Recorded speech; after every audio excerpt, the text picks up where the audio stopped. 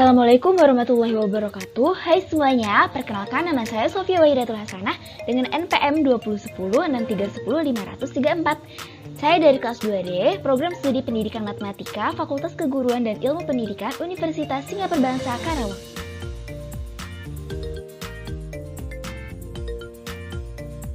Di video ini saya akan memaparkan tentang salah satu tokoh matematika.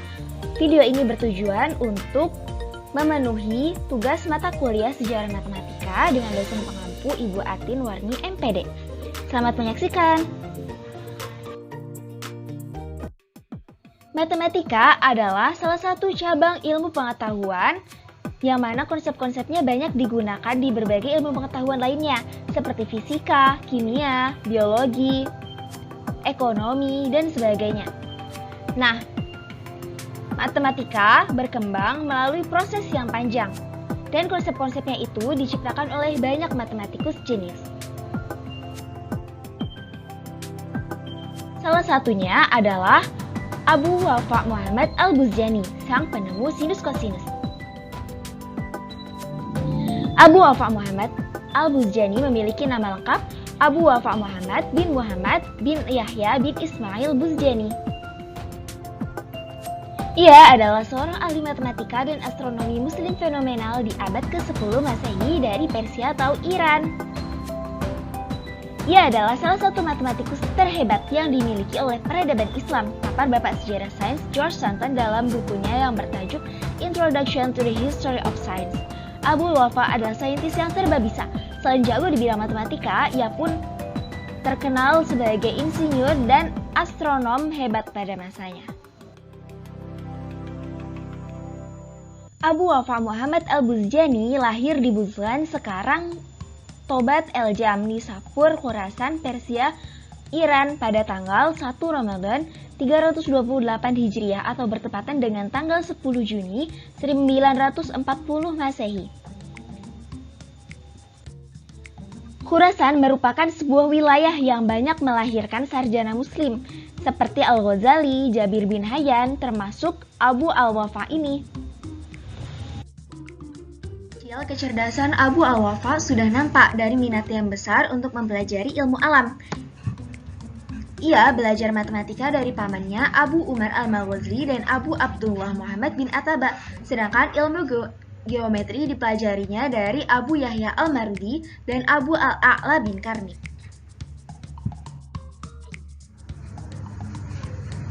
Masa sekolah Abu Wafa dihabiskannya di kota kelahirannya. Setelah menyelesaikan pendidikan dasar dan menengahnya, pada tahun 959 Masehi, beliau pindah ke Baghdad, Irak. Saat itu, Baghdad memang terkenal sebagai pusat dari ilmu pengetahuan. Berbagai literatur ilmu pengetahuan dengan mudah didapatkannya di sana. Ia melanjutkan pendidikannya di kota Baghdad dan menetap selama 40 tahun.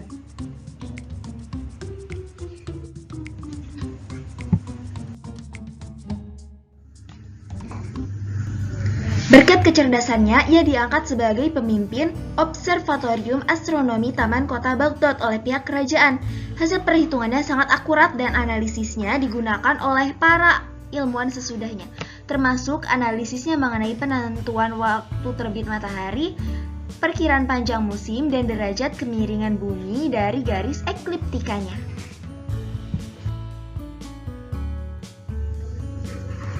Abu Al-Wafa banyak menciptakan karya-karya di bidang astronomi dan matematika. Ia juga banyak berkomentar kritis terhadap karya-karya matematikawan dan astronom para ilmuwan Yunani.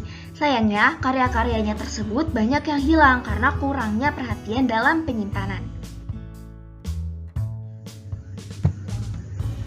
Abu Al-Wafa juga mengembangkan rumus geometri yang merupakan induk dari trigonometri.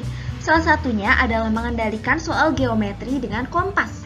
Ia juga membuat inovasi penting dalam trigonometri bola dan karyanya tentang aritmatika untuk pengusaha berisi contoh pertama penggunaan angka negatif dalam Islam abad keemasan.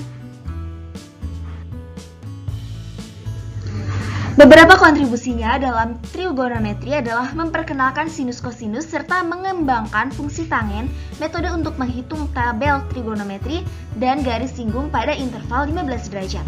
Ia juga membenarkan nilai sinus 30 derajat ke desimal 8. Nah, berikut menemukan rumus identitas trigonometri juga. Sin A plus B sama dengan sin A cos B ditambah cos A sin B. Cos 2A sama dengan 1 min 2 sin kuadrat A. Sin 2A sama dengan 2 sin A cos A.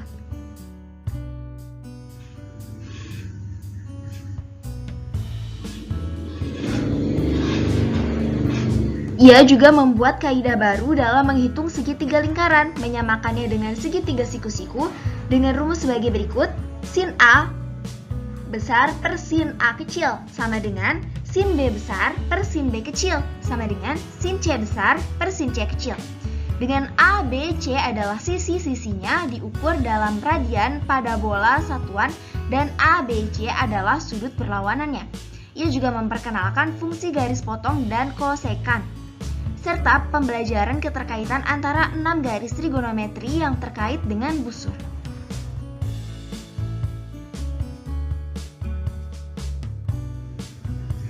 Abu Al-Wafa telah menerangkan teori kuadratur parabola dan volume parabola serta ruang penuh dalam astronomi.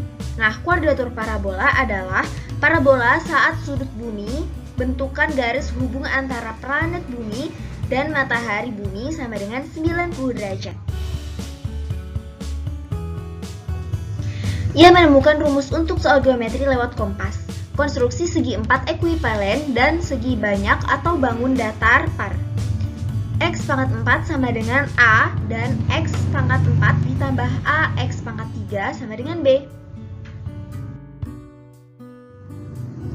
Menurut J. Bonner, pada tahun 2017, karya-karya Abu Al-Wafa dapat digolongkan menjadi 3 golongan. Yang pertama, karya-karya yang merupakan penjelasan atas karya ilmuwan lain. Yang kedua, buku panduan atau acuan bagi pekerja dengan teori geometri. Dan yang ketiga, buku-buku yang tergolong dalam bidang astronomi. Yang pertama adalah karya-karya yang merupakan penjelasan atas karya ilmuwan lainnya. Misalnya, penjelasan mengenai teori aljabar dari ilmuwan yang memiliki latar belakang dan kebangsaan yang berbeda. Ada 3 buku yang ditulisnya untuk menjelaskan teori aljabar, versi Diofantos, Abarchos, dan Al-Khwarizmi. Sayangnya, semua buku itu hilang, sehingga kita tidak bisa mendapatkan pemikiran utuh yang telah disampaikan oleh Abu Al-Wafa. Ada buku panduan atau acuan bagi orang yang bekerja berdasarkan teori geometri seperti arsitek. Di antaranya adalah buku berjudul Al-Hardasa atau Geometri Terapan, Alkitab Al-Kamil buku lengkap, dan Ilm Al-Hisab buku praktis aritmatika. Dalam buku-buku tersebut secara lengkap tentang cara baru menghitung segi 4 dan persamaan tingkat 4, segitiga, lingkaran, dan bermacam-macam lainnya. Buku ini ditulis menjelang akhir hidupnya dengan dibantu para ilmuwan lain yang mampu menggambar tanpa bukti matematis. Yang ketiga adalah buku-buku yang tergolong dalam bidang astronomi antara lain Al-Najesti dan Al-Zaij. Buku-bukunya tersebut menjadi semacam ensiklopedia yang menjadi acuan para ilmuwan untuk mengetahui pergerakan bintang dan benda-benda langit lainnya. Karyanya ini mencakup berbagai topik, bidang dan trigonometri bola, teori planet, dan solusi untuk menentukan arah kiblat. Ilmuwan lain yang namanya tidak disebut nama aslinya oleh orang Barat. Orang Barat tetap menyebut namanya dengan Abu Al-Wafa. Namanya diabadikan menjadi nama salah satu kawah bulan yang terletak di dekat ekuator bulan dengan koordinat 1.00 timur, 116.600 timur dengan diameter 55 km dan kedalaman 2,8 km. Abu Al-Wafa meninggal dunia di Baghdad pada tanggal 15 Juli 998 Masehi. Ia dihormati hampir semua orang di seluruh wilayah kekhalifahan, terutama mereka yang mencintai matematika dan ilmu pengetahuan. Terima kasih telah menyaksikan video ini. Semoga video ini dapat bermanfaat bagi kita semua ya. Jangan lupa tekan like, komen, dan subscribe. Sampai bertemu di video selanjutnya. Dadah. Wassalamualaikum warahmatullahi wabarakatuh.